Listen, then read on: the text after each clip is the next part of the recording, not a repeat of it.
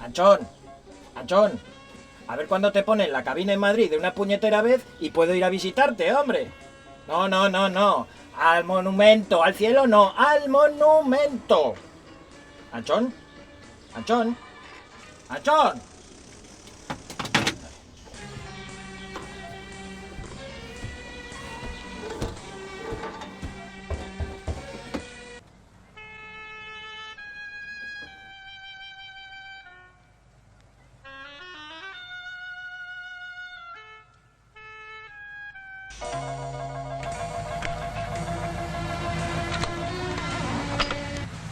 La cabina es formalmente un mediometraje de 32 minutos del gran Antonio Mercero, con guión del propio Mercero y José Luis Garci, en una historia donde un contratiempo sin trascendencia se convierte poco a poco en una situación tan inquietante y terrorífica que provoca en el hombre una angustia y una desesperación sin límites. A primera hora de la mañana, unos operarios de una compañía de teléfonos instalan una cabina telefónica nueva, roja e impoluta, en una plaza random cerca de la calle Arapiles de Madrid, rodeada de torres de edificios anodinos. Un padre, un admirador, un esclavo, un amigo, un siervo, el gran José Luis López Vázquez y su hijo van de camino a la parada del autobús escolar. El hijo repara en la cabina nueva y la explora fascinado. El padre regresa a la plaza y al pasar de nuevo junto a la cabina decide entrar para hacer una llamada. Mientras lo intenta sin éxito, la puerta se cierra sola. El hombre se da cuenta de que se ha quedado encerrado en su interior. Los edificios circundantes se ciernen sobre la escena y muestran al espectador a un hombre dentro de una caja de cristal, dentro de otra caja más grande. Un toque claustrofóbico de simbolismo de muñeca matrioska salido de la ingeniosa mente de Mercero. Acude en su ayuda gente que pasa por allí, pero no consigue abrirla. ¡Nada, hijo, nada! Oye, que esto no se abre. La situación atrae la atención de un número cada vez mayor de transeúntes, que se van congregando alrededor para observar al hombre atrapado y los intentos de sacarle. La situación describe brillantemente el morbo que despierta la desgracia ajena. Aquí vemos la genialidad de Mercero y su puesta en escena, con todas esas personas y sus curiosas reacciones.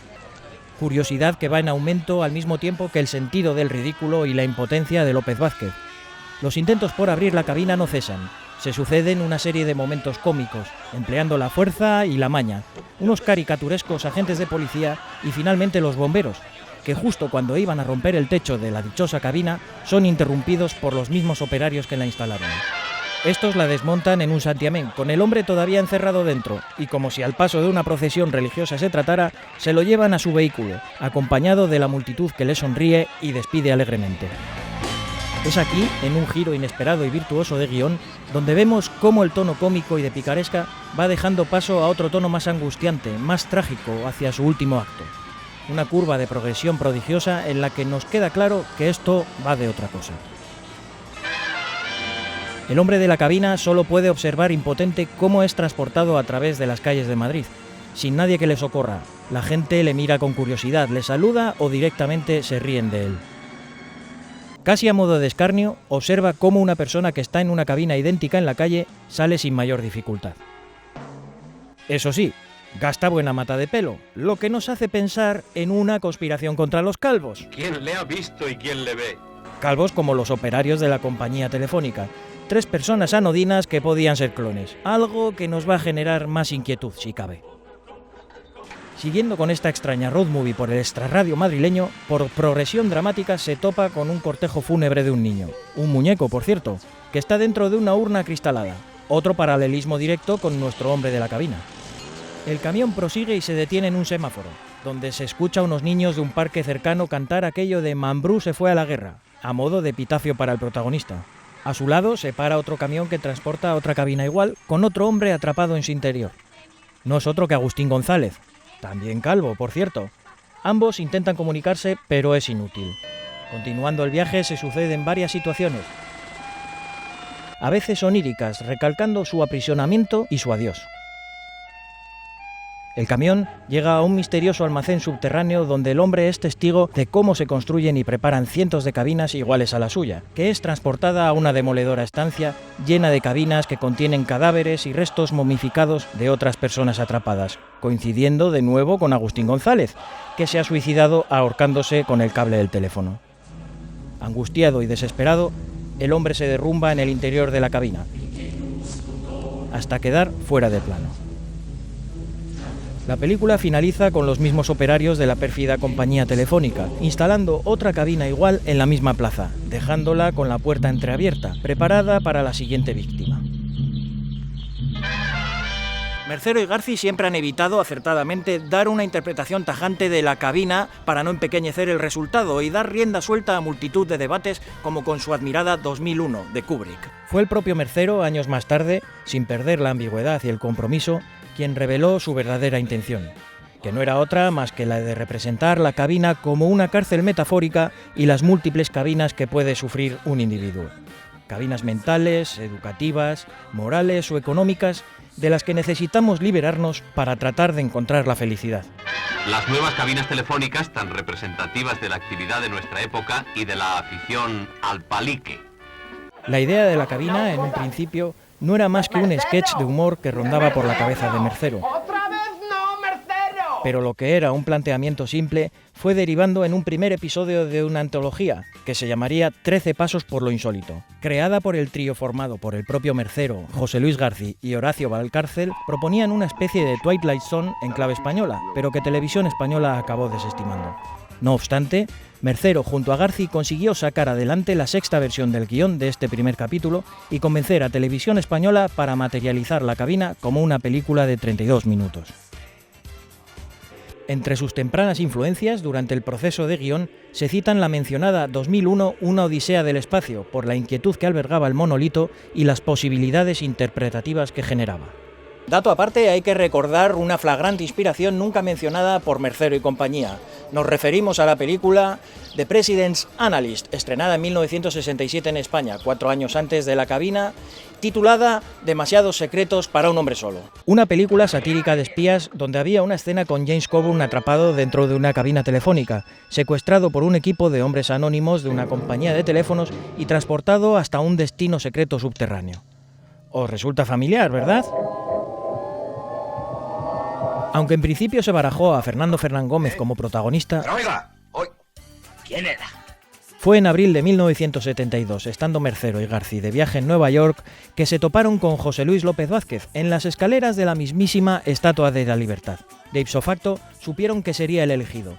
A Garci le recordaba a los italianos Mastroianni y Gassman, actores que sabían mostrar momentos cómicos y trágicos a la vez, y a Mercero le encantaba la versatilidad y profesionalidad del actor, ideal para el abanico de emociones de su personaje, que daba a su vez con el estereotipo de hombre español de mediana edad que representaba, calvo, con bigote, una cifra sin nombre, sin pasado y para el personaje definitivamente sin futuro. Antes de empezar el rodaje, Mercero tuvo que enfrentarse a las interferencias del gobierno. El Ministerio de Información y Turismo pidió a Mercero, obligó más bien, que incluyera imágenes de un Madrid en proceso de modernización, para potenciar la imagen internacional de una España nueva y vibrante. Propaganda, vamos. Mercero cumplió en cierto modo, pero sacó partido de la dificultad, dándole valor narrativo retratando los modernos bloques de apartamentos como cajas de hormigón glorificadas. Pese a su elevado presupuesto, 4 millones de las antiguas pesetas, la producción no se libró del recorte de escenas, al no poderse filmar una secuencia con el camión de la cabina marchando en paralelo a un tren de pasajeros que miraban a la cabina desde el coche-restaurante. Tampoco se libró de la censura imperante. Los censores de la época obligarían a Mercero a cortar un paso del camión por la estación Nuevos Ministerios, en un claro caso de complejo absurdo del régimen franquista. La cabina se estrenó por primera vez el 13 de diciembre de 1972 en Televisión Española, en blanco y negro, perdiéndose el matiz importante del color como el intenso tono rojizo amenazador de la propia cabina. No obstante, fue un éxito rotundo, logrando que todo el mundo hablara de ello durante meses.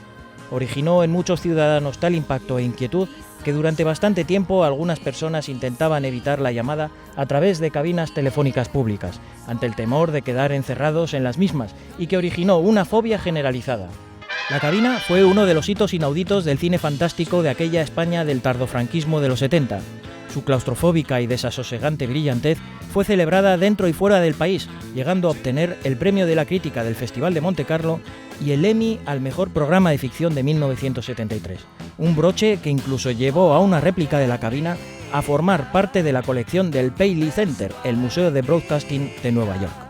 2 años más tarde, Mercero rendiría un auto-homenaje a su multipremiado film, en la serie Ese señor de negro, personaje inventado por el dibujante Antonio Mingote y con José Luis López Vázquez nuevamente como protagonista y con una cabina de por medio. Llamativa fue la respuesta de la propia compañía telefónica, que aprovechando la paranoia del momento, tal vez por temor a que el rumor de las cabinas malévolas afectaran su imagen, contrató a López Vázquez para un nuevo anuncio de acciones de la compañía, las famosas Matildas, en el que parodiaba su icónico papel de la cabina, sin contar con el permiso de Mercero, por cierto, y con un desenlace más alentador. Años después, cuando se liberalizó el mercado de las comunicaciones y Telefónica dejó de ser el único operador, la compañía Retevisión rodó también un spot inspirado en la cabina, nuevamente sin el permiso de Mercero, y ya iban 2. En el anuncio se contaba de nuevo con José Luis López Vázquez y lograba por fin salir de ese habitáculo maldito, en una clara metáfora sobre el fin del monopolio de Telefónica. Si nos vamos a la ficción más mainstream, se han sucedido recientes paralelismos como el de Última llamada, una entretenida película desechada por Hitchcock que rodaría 40 años más tarde Joel Schumacher, con Colin Farrell pasando las canutas dentro de una cabina. O más reciente, la que el creador de Black Mirror, Charlie Brooker, abiertamente referenció en el capítulo White Tiger de la segunda temporada de la antología distópica. Por último, y tirando para casa, la Semana de Cine Fantástico y de Terror de Donosti rinde tributo a La Cabina, con la imagen de su edición número 32 y el actor Carlos Areces de protagonista. En definitiva, La Cabina es una historia kafkiana, con trazos surrealistas, que pasa del sainete costumbrista a una mirada seria, más dramática y profunda, con ese tono pesimista que aborda la desesperación, alienación y la incomunicación del ciudadano en una sociedad que parece disfrutar con el sufrimiento de los demás.